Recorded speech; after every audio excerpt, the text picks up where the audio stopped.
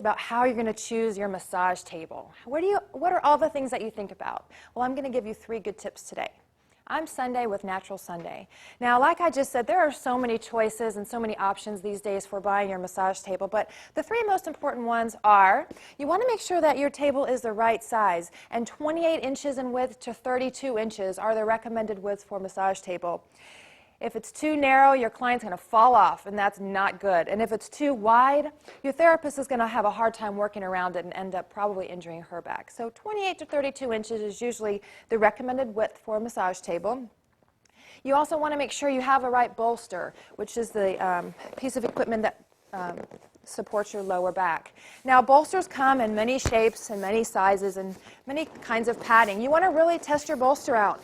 Make sure it doesn't just come with a little bolster that is just free with the table. You want to make sure it's a quality bolster and not just something that the manufacturers are throwing in with your table. Make sure it's nice. Make sure you like your bolster because you're going to get a lot of use out of it, and it's important.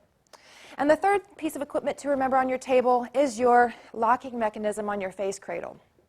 First thing, you want to make sure your cradle is going to support the weight of your head. You want a really stable locking mechanism.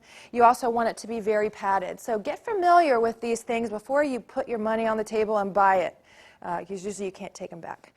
So locking mechanism, very, very important. If your locking mechanism goes out, that's bad news. You can hurt your client's neck, and that's never good. Something could result from that you don't even want to think about. So good, sturdy neck rest. And then also, really important that I wasn't really aware about until I bought my table. The owner of the shop suggested that I get a carrying case, which I'd never even heard of before. I didn't even know they came with them. But a carrying case is one of the most important tools because that case is going to keep your ability to make a living. It's going to increase it for you. It's going to keep your table nice and protected and clean. If your table is not protected and clean, nobody's going to want to get on it, and it's going to get torn up, and you're going to have to buy another one. And they're pretty expensive, so it's a great way to keep your table protected and keep your means of making a living protected.